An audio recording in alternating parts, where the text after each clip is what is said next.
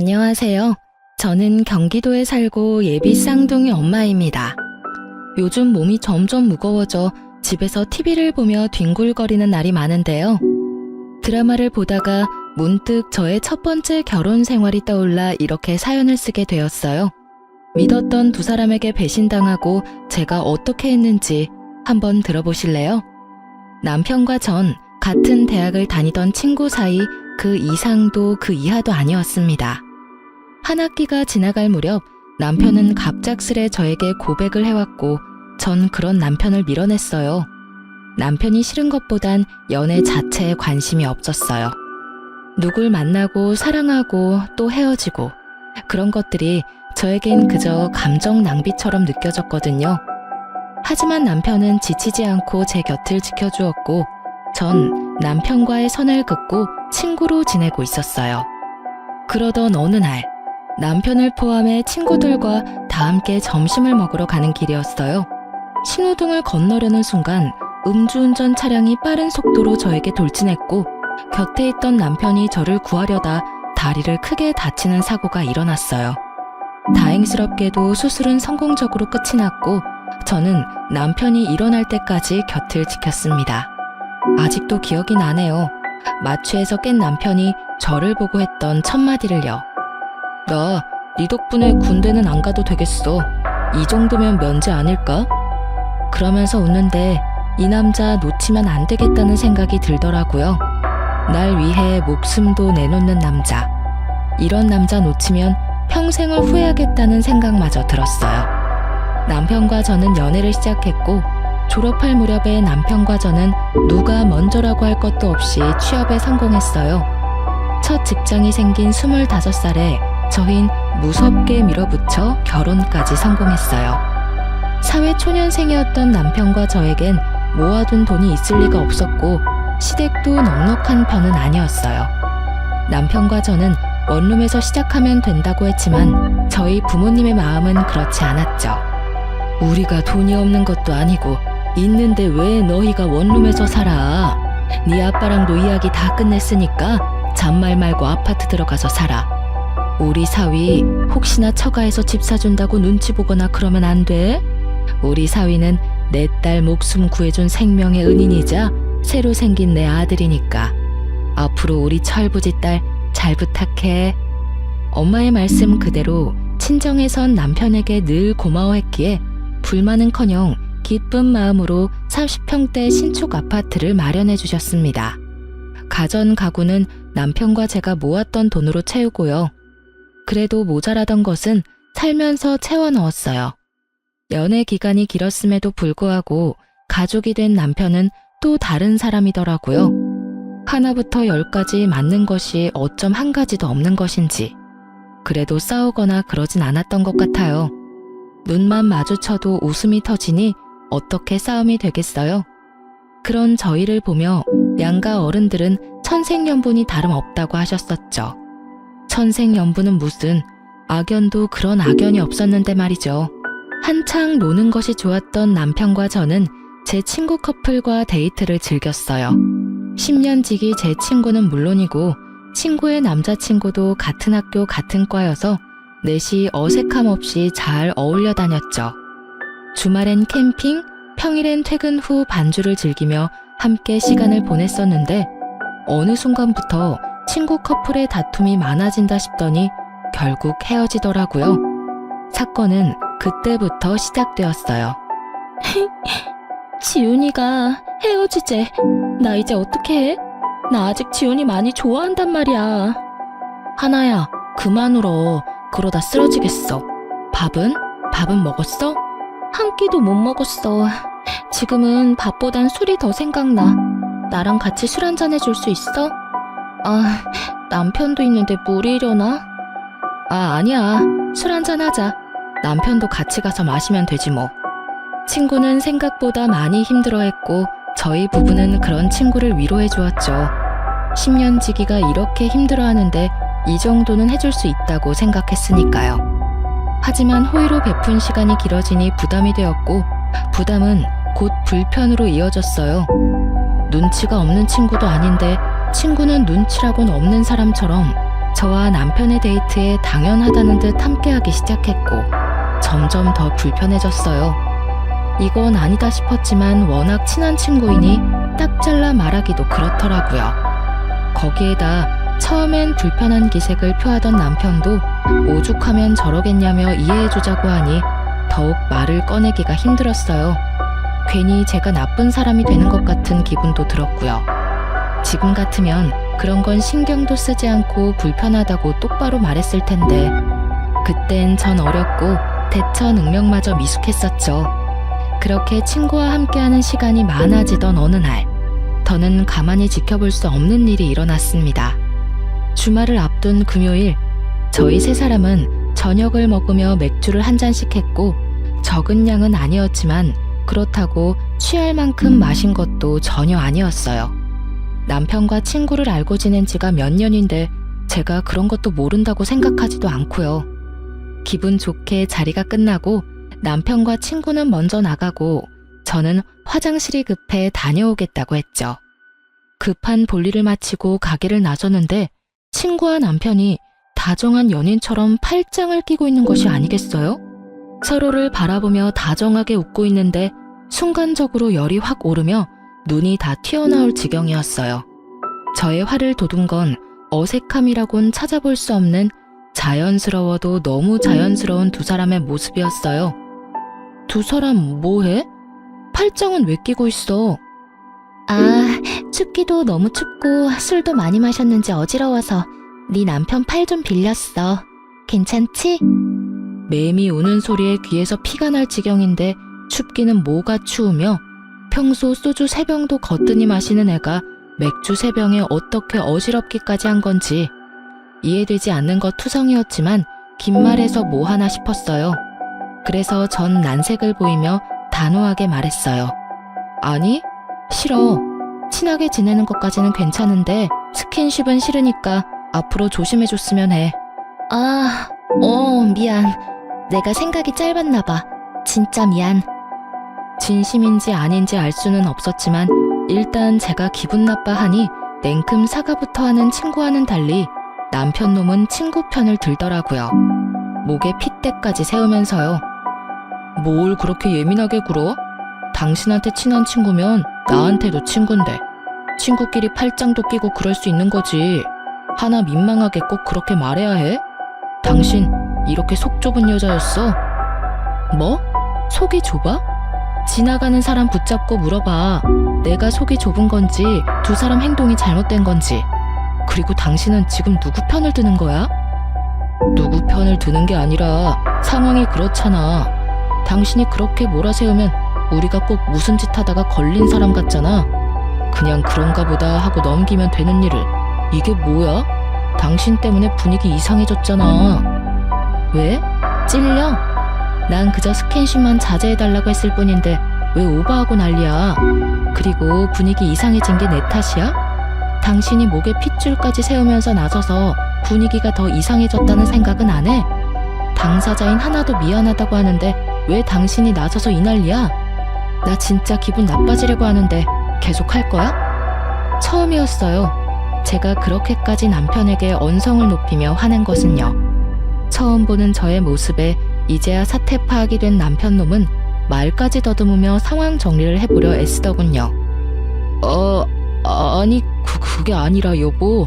내 말은 그러니까 괜히 별거 아닌 일로 두 사람 우정에 금이라도 갈까 걱정돼서 누구 편을 더 들고 그러려고 그랬던 건 아닌데 말하다 보니까 감정이 격해져서 나도 모르게 당신 기분 상하게 했어. 미안해. 졸지에 친구 앞에서 부부싸움까지 하는 꼴이 되어버린 저는 친구에게 다음에 보자는 짧은 인사를 남긴 채 집으로 돌아왔어요. 남편은 그날 밤 새벽녘까지 저에게 용서를 구했고 저는 그런 남편을 용서해 주었어요. 자기, 한 번만 더 남이 보는 앞에서 내 편 안 들고 다른 사람 편 들었다간 가만 안 둬? 당연하지. 난 남이라고 생각하지 못했어. 워낙 당신이랑 친하니까. 그래서 팔짱 정도는 가볍게 생각했나 봐. 난 정말 당신이 이렇게까지 기분 나빠할지 몰랐어. 당연히 기분 나쁘지. 친구는 친구야. 가족이 될 순 없다고. 그리고 팔짱 낀 것도 그래. 처음엔 팔짱, 그 다음엔 포옹, 그 다음엔 뭐가 될지 어떻게 알아? 일어나지도 않은 일을 걱정하는 것도 웃기지만 혹시나 하는 일을 만들고 싶지 않은 내 심정도 이해해줘야지. 난 괜한 일 때문에 당신도 친구도 잃고 싶지 않아. 알았어. 내가 생각이 짧았어. 앞으로 조심할게. 조심할 필요도 없어. 앞으론 하나랑 당신이랑 같이 보는 일은 안 만들 거니까. 당신도 그렇게 알고 눈치껏 피해줬으면 좋겠어. 알겠지? 네, 잘 알겠습니다. 내 친구도 아닌데 뭐 안 보면 되지. 이렇게까지 했는데 다신 이런 일로 얼굴 붉히는 일은 없겠지 했어요. 저는 앙금이 완전히 사라지지 않아 친구와 거리를 두며 지냈고 친구와 어울리지 않으니 남편과의 사이도 괜찮았어요. 아니, 오랜만에 둘만의 시간을 보내니 설레기도 하고 연애할 때 생각도 나는 것이 더 좋았어요. 그렇게 둘만의 시간을 보내며 친구와 거리를 두던 어느 날, 제 인생을 송두리째 바꿔버릴 사건이 일어났습니다. 전 그날따라 이상하리만큼 일이 잘 풀렸어요. 지금 생각해보면 그날은 저에게 운수 좋은 날이었던 것 같아요. 유명 소설 속 의미도 말 그대로의 의미도 되는 운수 좋은 날이요. 그날따라 월 마감 보고서도 한 번에 통과하고 버스 정류장에 도착하자마자 버스가 오고 심지어 지옥 같은 퇴근 시간에 신호 한 번 걸리는 일 없이 빠르게 집에 도착했죠. 혼자 콧노래를 부르며 현관문을 열었고 집안엔 당황하는 남편과는 상반되게 차분하게 소파에 앉은 친구가 있었어요. 두 사람 사이엔 거리가 꽤 있었는데도 왜인지 이상한 분위기에 화가 확 나더라고요. 거기에다 저도 없는 집에 남편과 함께 있는 친구. 여러분은 이해가 되시나요? 전 이해가 되지 않았고 표정 관리조차 되지 않더군요. 남편은 말을 더듬으며 무슨 말이라도 하려고 했고 전 남편의 말이 들리지 않았어요. 그게 아니라 무슨 상황인지 설명 좀. 오늘 온다는 말 없었잖아. 아니, 연락도 안 했잖아. 근데 왜 나도 없는 집에 이러고 있는지 설명이 좀 필요할 것 같은데. 남편보다 친구의 설명이 필요한 상황이라 생각했기에 저는 친구를 보며 물었고 친구는 한숨을 쉬더니 아니 꼽다는 말투로 말을 하기 시작했어요. 아, 미리 연락 못한 건 미안. 요즘에 네가 나 피하는 것 같아서. 서프라이즈 파티라도 하려고 온 거여서 연락할 수가 없었어. 너한테 연락하고 오면 그건 서프라이즈가 아니잖아. 그리고 우리 10년 된 친구야. 그런 사이에 굳이 꼭 연락까지 하고 와야 해? 너 변했어. 우리 우정이 이것밖에 안 되는 거야? 나 섭섭해지려고 한다 얘. 서프라이즈 파티는 개뿔. 이 정도면 서프라이즈 빅엿을 준비한 거 아닌가요? 전 어이가 없어서 헛웃음이 나왔어요. 하나야, 나야말로 섭섭해지려고 해. 네 말대로 우리가 10년 지기 친구인데 내가 그런 식으로 행동하고 너도 눈치란 게 있으면 한동안은 거리를 둬야겠다. 이런 생각쯤은 해야지. 저번에 우리가 얼굴 붉힌 이유가 있는데 네가 조금이라도 내 생각을 했다면 나도 없는 집에 내 남편이랑 너랑 둘만 있어야 하는 일을 만들었을까? 글쎄, 난 아닌 것 같은데.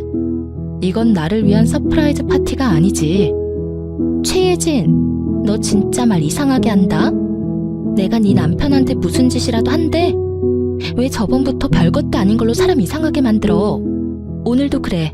나는 너랑 사이가 이상해진 것 같아서 좀 풀어보려고 기껏 바쁜 시간 쪼개서 찾아왔는데 그런 나한테 한다는 말이 고작 이거야?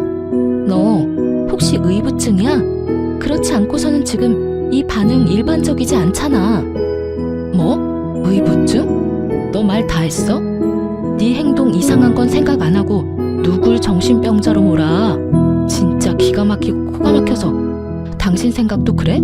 당신도 내가 심하다고 생각해? 문득 남편의 생각이 궁금했어요. 전 아무리 생각해도 저의 반응이 심하다는 생각이 들지 않았으니까요. 그게 사실은 나도 하나랑 같은 생각이야. 별거 아닌 일 같은데.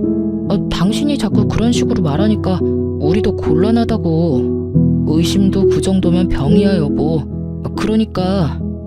저는 한순간에 의부증 환자에 의심병 환자까지 되었더라고요. 두 사람의 생각이 그러하든 말든 전 친구에게 이만 가줬으면 좋겠다고 했고 친구도 기분이 많이 상했는지 아무런 말도 하지 않고 가더군요.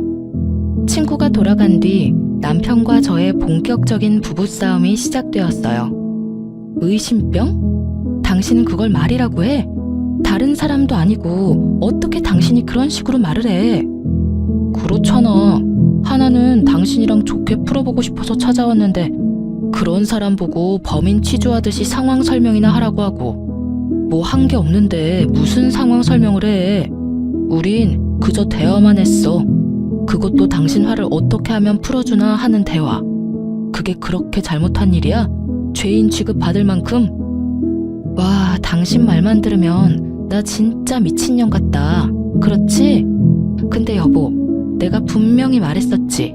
난 그런 상황을 만드는 것 자체를 이제 만들고 싶지 않다고. 거기에 대해서 당신도 수긍하고 돕기로 했고. 그런데 나한테 말도 없이 내 집에서 당신이랑 하나랑 둘이 있는 모습을 보는데 내가 어떤 생각이 들 것 같아?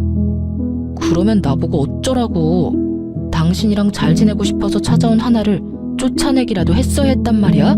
적어도 당신은 나한테 연락했어야지. 지금 하나가 집에 왔다. 어떻게 했으면 좋겠느냐? 이렇게 묻는 게 힘들어? 그리고 서프라이즈 파티? 웃기시네. 파티한다는 애가 빈손으로 덜렁 와서 소파에 그러고 앉아있어? 남들이 보면 자기 집 안방인 줄 알겠던데 뭘. 그리고 당신도 알고 있었잖아. 하나 언제부턴가 당신한테 과하게 애교 부리면서 귀여운 척하는 거. 그거 딱 지훈이한테 하던 짓이잖아. 제가 이렇게까지 예민했던 이유를 아시겠나요? 그래요. 친구는 전 남친에게 부리던 여우짓을 남편에게도 하기 시작했고 그것이 거슬리던 찰나 일이 터지기 시작했어요. 전국을 찔린 듯 남편은 말을 돌리더군요. 하여튼 당신이 심했어. 당신 이럴 때마다 진짜 정 떨어지는 거 알아? 나는 다를 것 같아? 나도 마찬가지야. 너 왜 이래? 아우씨, 말을 말자. 남편은 나가버렸고 남은 여우는 오로지 저의 몫이었죠. 내가 심했나 싶었다가 당연히 해야 할 말을 했다 싶었다가 눈물이 났다가 웃음이 나왔다가 감정이 미친 듯이 널뛰게 하던 중 친구의 전 남자친구가 번뜩하고 뇌리를 스쳤어요. 그리고 바로 전화를 걸어 지금 당장 만나자고 했죠. 지금 생각하면 왜 하필 그 순간에 그 사람이 떠오른 것인지 모르겠지만 그땐 왜라는 것은 필요하지 않았고 그저 만나야만 한다만 머릿속에 가득했어요. 오랜만이다. 무슨 일로 보자고 했어? 그게 갑자기 이런 거 물어서 미안한데 너 하나랑 왜 헤어졌어? 왜? 하나가 네 남편도 꼬시려고 해? 아님 벌써 바람이라도 피워? 친구의 전 남자친구의 말은 충격이었습니다. 그보다 더 충격적인 건 그 다음 그의 입에서 흘러나오는 말들이었어요. 걔 나랑 사귈 때도 그랬어. 내 친구들 만나는 걸 좋아하길래 여럿이 어울려서 노는 걸 좋아하는가 보다 했거든? 근데 그게 아니더라고. 걔 내 친구 중에 좀 산다는 애만 골라 꼬셔서 나랑 양다리 걸치고 그러다 걸리면 다신 안 그런다고 그러고 나도 미쳤었지. 그런 년 뭐가 좋다고. 그걸 다 용서하고 만났어. 그러다 너희 부부하고 다니면서 이젠 그런 일은 없겠지 했었어. 설마 유부남한테 그런 짓을 하겠냐고. 심지어 너랑은 10년 된 친구라며. 그래서 그냥 어울려 다녔는데 어느 날부터 하나가 이런 말을 하는 거야. 너희 집 전세도 아니고 자가라면서 부럽다면서 나이도 어린데 네 남편 능력이 좋은가 보다 하면서 한두 번도 아니고 너희 부부 만나고 왔다 하면 그런 말 하길래 나도 오만정이 떨어져서 헤어진 거야.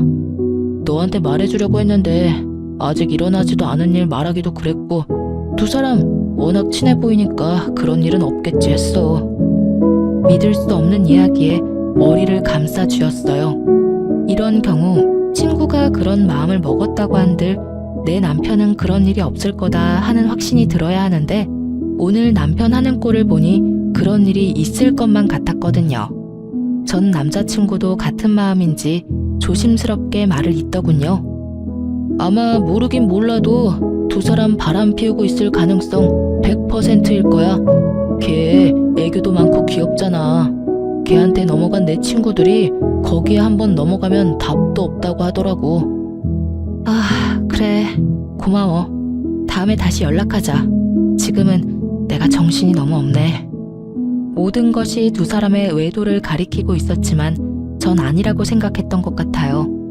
하지만 그날은 저에게 두 번 다시 없을 운수 좋은 날이었고 운명은 저를 쓰레기 더미에서 구할 준비를 하고 있었어요.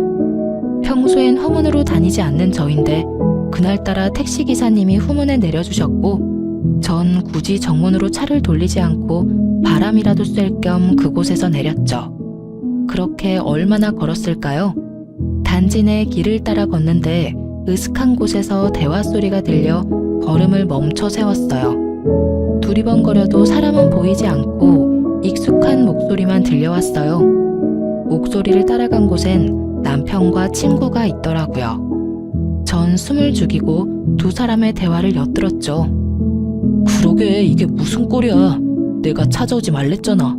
그러다 상간녀 소송이라도 당하면 어쩌려고 그래? 보고 싶은 걸 어떻게 해. 그리고 예진이 그게 그렇게 나올지 몰랐지. 개집애 촉만 좋아서는. 자기 같으면 눈 안 뒤집히겠어?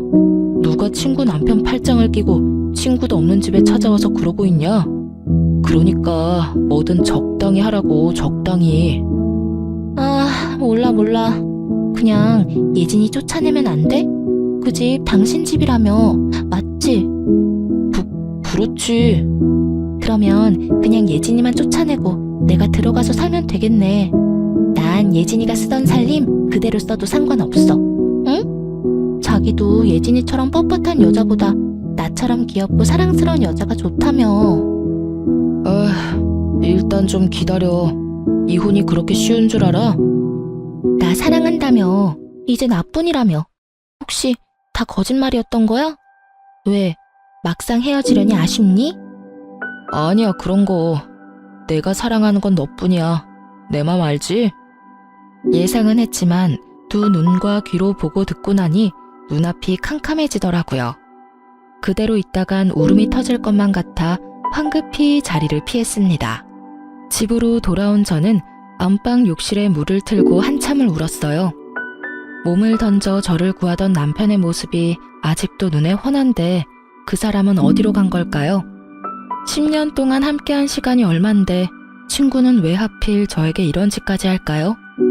제가 모르는 사이 그 두 사람에게 무슨 큰 잘못이라도 했던 것일까요? 그렇지 않고선 두 사람이 저한테 이런 짓까지 할 리가 없잖아요. 아무리 생각해도 답은 없었고 한 가지 명확해졌어요. 아, 두연 놈을 가만두지 않겠다고요. 전 쓰레기를 쓰레기에게 보내버리기로 결정했어요. 이 모든 일이 일어난 게 제 나이 26살 때였어요. 이렇게 큰일을 겪기엔 너무 어리고 여렸을 텐데 사연 쓰면서 다시 생각해도 참 대단하다 싶어요. 전 그 다음날부터 아무 일도 없었던 척 남편뿐만 아니라 친구와도 살갑게 지냈으니까요. 죽을 힘을 다해 티내지 않으려고 했고 두 사람은 깜빡 속아 넘어가더라고요. 제 머릿속엔 오로지 남편이 빈 깡통임을 들키지 않고 친구년에게 조용히 넘겨야 한다는 생각뿐이었어요. 돈만 밝히던 상간녀에게 빚뿐인 남편을 선사하는 것이야말로 최고의 복수가 될 테니까요. 저의 이런 마음도 모르고 남편 놈은 저에게 설설 기더라고요. 때마침 물 먹는 하마처럼 돈 먹는 시댁에서 돈도 요구해왔고요. 하늘이 절 돕는다는 생각마저 들 정도로 저의 계획대로 되어가고 있었어요. 여보, 고마워. 난 내심 당장이라도 이혼하자고 하면 어떻게 해야 하나 싶었다니까. 엄청 화는 났었는데 이젠 뭐 괜찮아.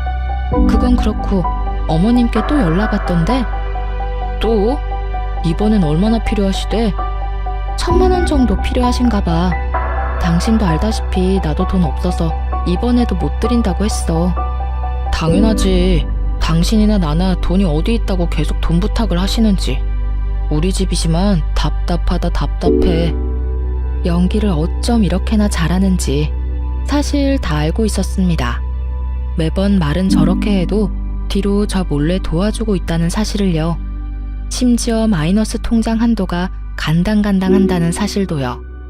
오죽하면 저에게 거짓말까지 하면서 도와드릴까 하는 마음에 모른 척은 했지만 내심 걱정이 컸었는데 이렇게 되고 나니 얼마나 좋은지.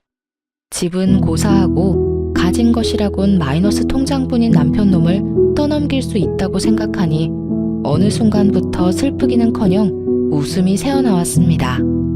전 차분히 때를 기다렸고 상황은 제 예상대로 흘러갔습니다.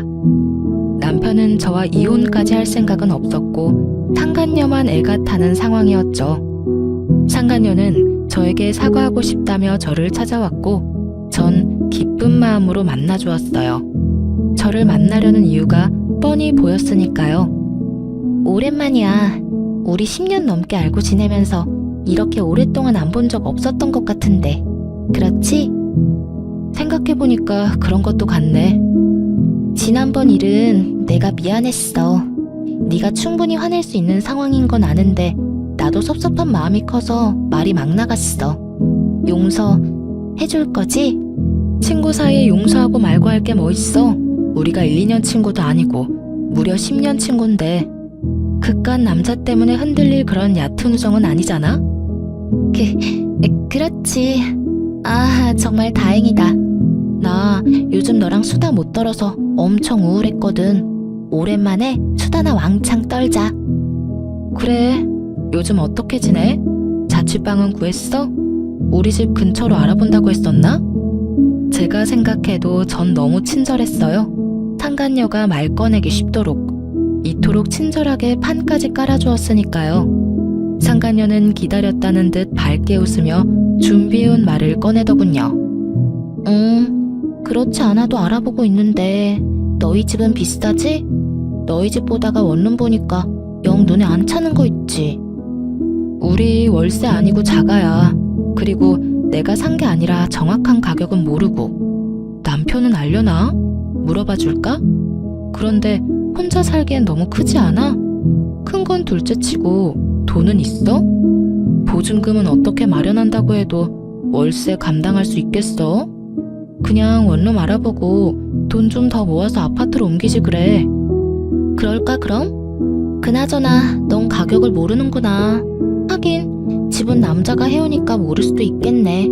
그나저나 네 남편 능력 진짜 좋다. 우리랑 나이도 같은데 아파트는 어떻게 장만했대? 그런데 너희 혹시 공동명의야? 어머, 이런 거 묻는 건 실례인가? 우리 사이에 무슨 공동명의 아니야. 한 사람이 돈을 다 냈는데 무슨 공동명의야. 공동명의 바라면 그게 진짜 양심 없는 짓이지. 남편이 매일 아파트 시세를 검색하니 매매가를 아는 것은 당연했고 명의는 아파트를 마련해주신 부모님 명의였으니 제 말엔 거짓말이 전혀 없었죠. 진실은 알지도 못한 채 웃음꽃이 피는 친구년을 보며 저 또한 환한 웃음으로 저의 심정을 알려주었어요. 확인할 것이 끝났는지 상간녀는 빠르게 저의 이혼을 도와주더군요. 자신들의 외도 증거를 차곡차곡 모아 저에게 보내주었으니까요. 답답하기도 했겠죠. 집 명의도 확인했겠다.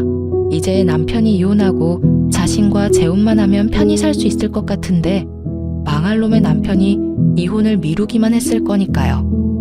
친절한 상간녀 덕분에 전 손쉽게 증거를 모을 수 있었죠. 그리고 드디어 결전의 날, 두 사람을 카페로 불렀어요. 두 사람 화해한 거야?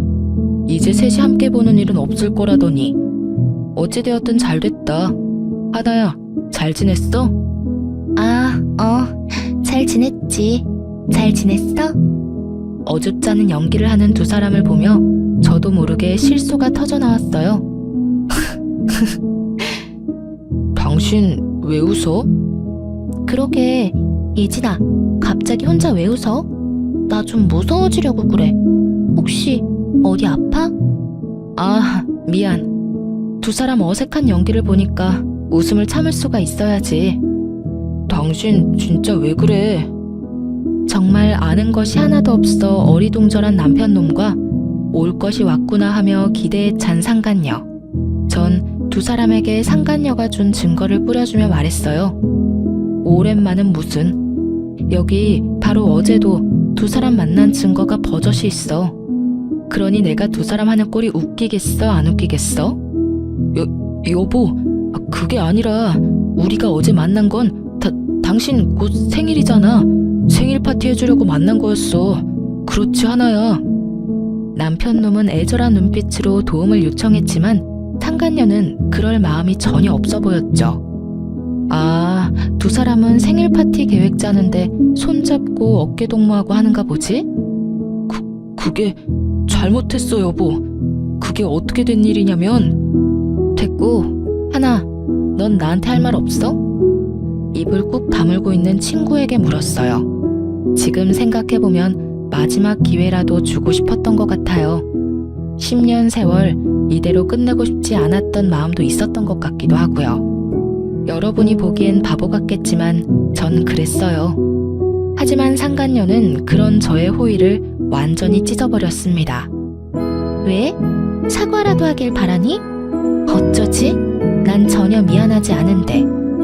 알다시피 나 이 사람 사랑해. 이 사람도 나 사랑한다고 하고. 어쩌겠어, 우리 마음이 이런 걸. 구질구질하게 붙잡을 생각하지 말고 이혼해줬으면 좋겠어. 걱정하지 마. 구질구질하게 매달리는 일 따윈 없을 테니까. 네가 그런 부탁하지 않아도 오늘 말하려고 했어. 들었지? 우리 이혼하자. 초스피드로 전개되는 대화에 남편 놈은 눈알 굴리기 바빴습니다. 저런 걸 믿고 낭비한 제 청춘이 아까워 미칠 지경이었지만 어쩌겠어요. 이미 시간은 지났고 되돌릴 순 없는 일인걸요. 그렇기에 전 더는 시간 낭비할 필요 없이 이혼을 진행했습니다. 친절한 증거 덕분에 저의 이혼은 빠르게 진행되었고 그 흔한 물벼락 한번 날리지 못했지만 이혼이 확정되는 날 물벼락을 좋기 100대는 날린 통쾌함을 맛보았네요. 그들의 지옥이 시작될 것이 뻔했으니까요. 저의 예상대로 저와 이혼한 전 남편은 빠르게 상간녀와 재혼하더군요. 빈 깡통이 요란하다고 결혼식을 얼마나 성대하게 했는지 친구들의 연락이 빗발쳐 모를래야 모를 수가 없었어요. 전 그날 두 사람의 빚뿐인 앞날을 축복해줬네요. 벤츠인 줄 알았던 남자가 사실은 빚쟁이란 걸 알았을 때 상간녀의 표정이 상상돼 그날 하루 참 행복했어요. 그렇게 이혼하고 전 참 바쁘게 살았어요. 나름 만족할 만한 복수였기에 두 사람을 떠올리지 않으며 살았죠. 2년하고 8개월의 시간이 지났고 전 재혼을 했어요.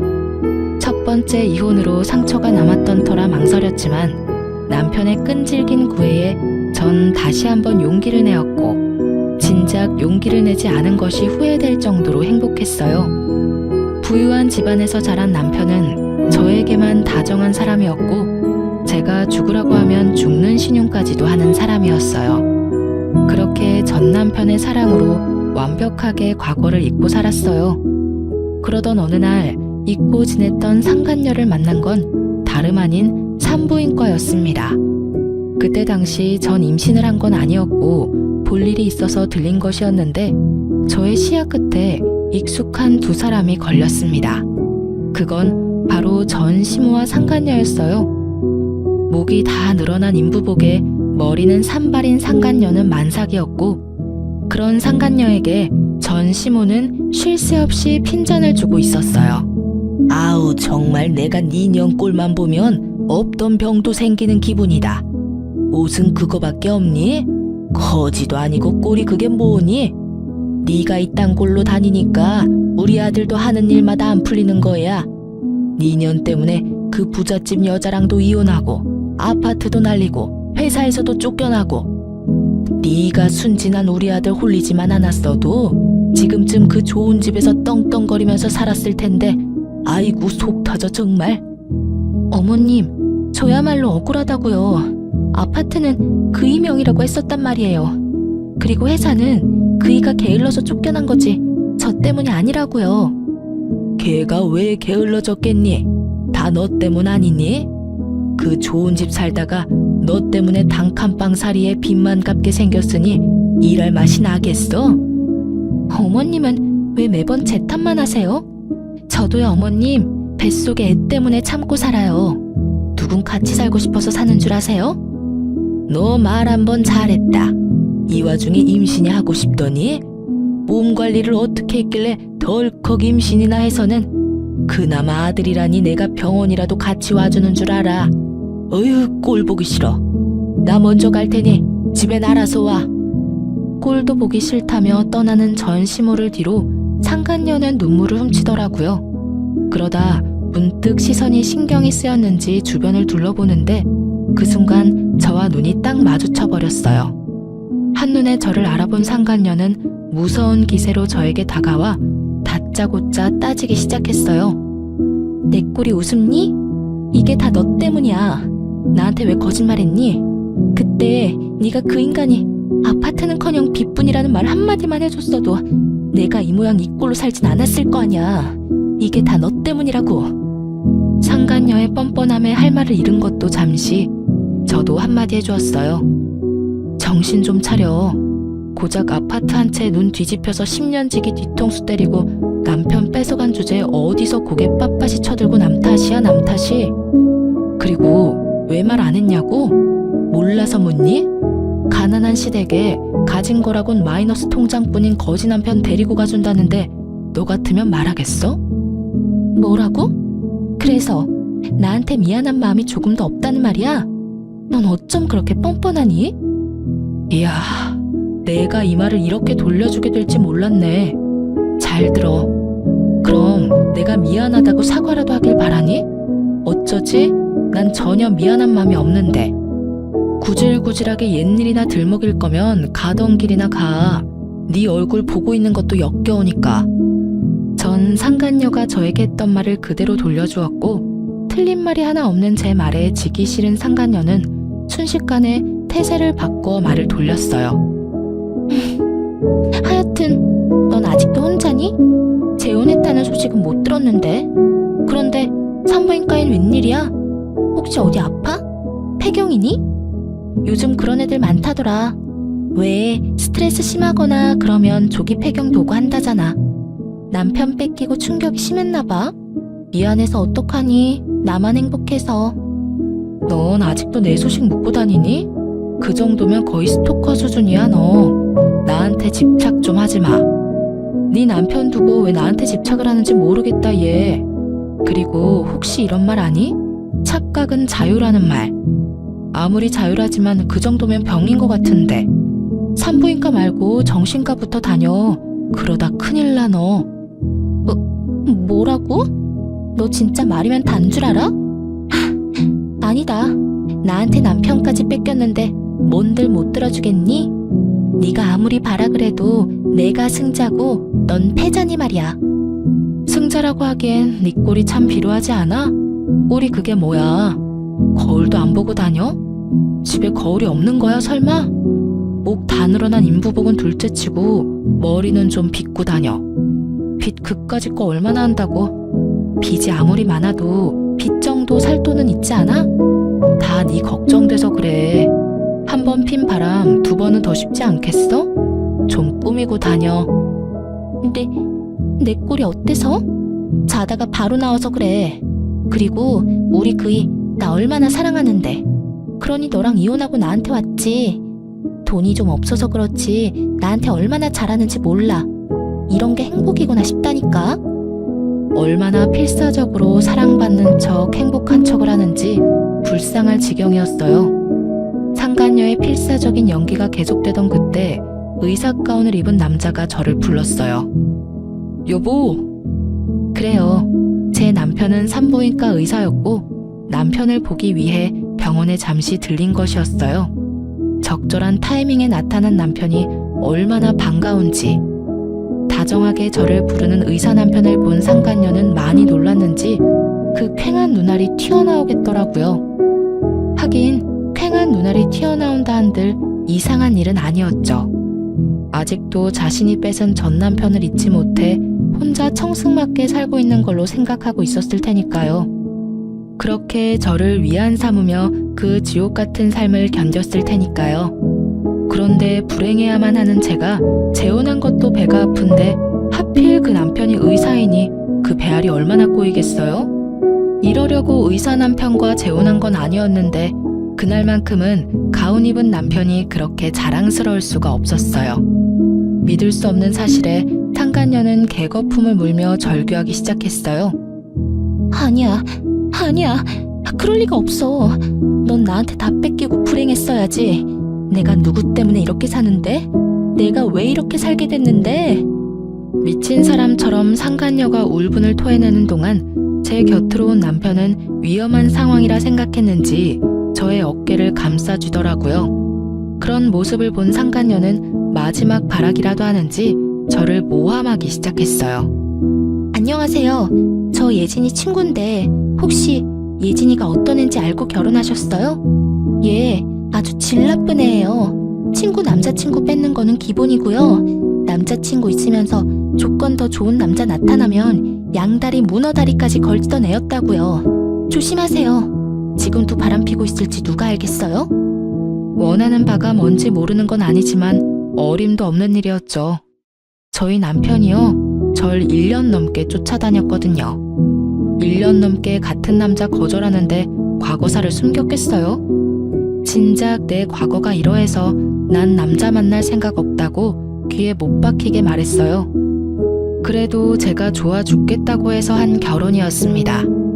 역시는 역시라고 남편은 흔들림 없이 그 모함을 돌려주더군요. 제가 바보인 줄 아십니까?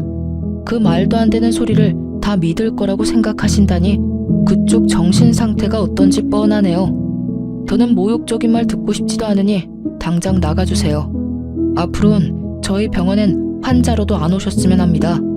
저흰 환자도 가려가면서 받는 병원이라서요. 이렇게 말하며 남편은 간호사를 시켜 상간녀를 쫓아내버렸어요. 사실 자기 인생 자기 손으로 말아먹은 상간녀 꼴을 보고 싶긴 했었는데 막상 보고 나니 썩 통쾌하진 않더라고요. 이런 제 마음을 읽었는지 남편이 한마디 하더군요. 마음 쓸 필요 없어. 마지막까지 당신한테 다 덮어씌우는 거 좀 봐. 아직 정신 못 차렸어, 저 여자. 어떻게 뱃속에 애까지 가진 여자가 심보가 그따윈지. 에휴, 그런 집에서 태어날 애가 불쌍하다 불쌍해. 당신 탓으로 생각할 필요도 없고 불쌍하다 생각할 필요도 없어. 자기 자리 자기가 찾아간 건데 뭐. 남편 말을 들으니 마음이 한결 편안해지더라고요. 그날 저녁 상간녀에게 제 소식을 들었는지 오랜만에 대학 친구에게서 전화가 왔어요. 덕분에 그들이 어떻게 나락으로 떨어지게 됐는지 자세히 알 수 있었어요. 오늘 그 배신자년 만났다며?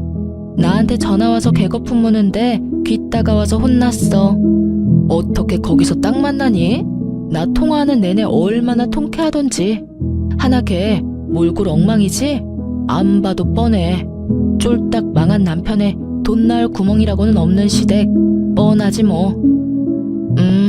말도 못하게 엉망이더라. 그런데 집이 그렇게나 힘들어?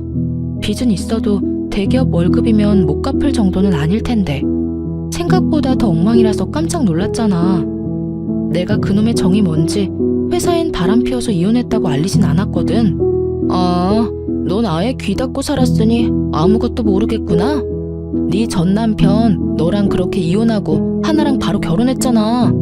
엄청 비싼 홀에서 결혼식 올렸는데 글쎄 그것도 다 대출이었고 너한테 준 위자료뿐 아니라 잠시만 살 거라고 하나 속여서 얻은 집도 다 대출이었어. 완전 빚잔치였지. 벌어서 쓰는 것 하나 없이 빚만 갚아야 하니까 일할 맛이 나겠어?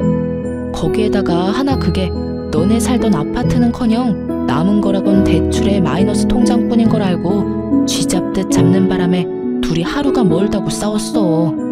그나마 내세울 거라곤 네 호의로 놔둔 대기업 직원이라는 거 하나였는데 퇴근하고 매일같이 술만 마시니까 출근해서 일이나 제대로 했겠어? 맨날 술 냄새나 풀풀 풍기면서 일 처리도 제대로 못하고 하니까 결국 잘렸지 뭐.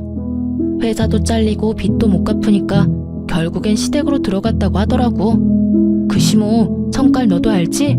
그러니까 하나가 버티겠어? 도저히 안 되겠다 싶었는지 이혼할 거라고 하더니 하필 그때 덜컥 임신을 해버렸지 뭐야. 이 와중에 임신이라니 부부 사이가 좋다고 해야 할지 참나. 하여튼 그 길로 이혼은 물 건너가고 그 꼴로 살고 있어. 천벌 받은 거지 뭐. 그러게 10년지기 제일 친한 친구 뒤통수를 그따위로 치래? 너 조금 신난 것 같다? 야, 당연하지. 나 지금 너무 신나. 네가 너 재혼했다는 거 아무한테도 알리지 말라고 해서 입 다물고 있느라 얼마나 답답했는데, 하나 그거 네 남편 의사가 맞냐면서 몇 번씩 묻는데 내가 친절하게 의사도 맞고 집도 엄청 잘 산다고 말해줬어. 강남에 40평대 아파트 산다는 이야기도 잊지 않고 해주고 말이야. 모르긴 몰라도 오늘 열받아서 잠도 못 잘 거다. 쌤통이야, 쌤통. 저보다 더 통쾌해하는 친구와의 통화가 끝나고 전 생각했어요. 돈 찾아 10년 우정도 버리고 가더니 참 어울리는 결말이라고요. 그리고 한편으론 고맙기도 하더라고요. 어찌되었든 상간녀가 그 쓰레기 같은 전 남편을 모시고 가준 덕분에 지금의 남편과 만날 수 있었으니까요. 그 후론 상간녀는 물론이고 전 남편도 찾아오거나 하는 일은 없었어요. 그나마 다행스러운 일이기도 했죠. 내심 병원으로 또 찾아와 행패라도 부리면 어쩌나 했었거든요. 그 지긋지긋 악연들과 이렇게 끝이 났습니다. 이 일을 겪은 것도 꽤 오래됐네요. 제가 이제 30대가 되었으니까요. 남편과 전 잘 지내고 있어요. 여전히 제 말이라면 껌뻑 죽는 남편이라 아기 천사가 빨리 찾아왔어요. 그것도 하나가 아닌 두 천사가 제 뱃속에 자라고 있어요. 요즘엔 몸도 무겁고 조심하기도 해야 한대서 집에서 쉬며 태교에만 힘쓰고 있어요. 정말 웃긴 게 전 입덧이 없는데 남편이 입덧을 하고 있어요. 그 덕에 주변에서 팔출불이라 불리고 있죠. 다른 산모들의 부러움은 제 몫이고요. 거기에다 어머님은 입덧하는 아들은 보이지도 않으신지 음식을 그렇게 해주세요. 남편은 냄새만 맡아도 구역질을 하는데 전 그러거나 말거나 잘 먹으니까요. 덕분에 저와 뱃속의 아기들은 아주 건강해요. 똥 차가고 벤츠 온다더니 그 말이 딱 맞다고 생각하는 요즘. 오늘이 내 생의 마지막 날이라고 해도 후회가 없을 만큼 행복하네요. 어쩌다 보니 제 자랑이 길어졌네요. 이해해 주실 거죠? 제 긴 사연과 자랑 들어주셔서 감사합니다.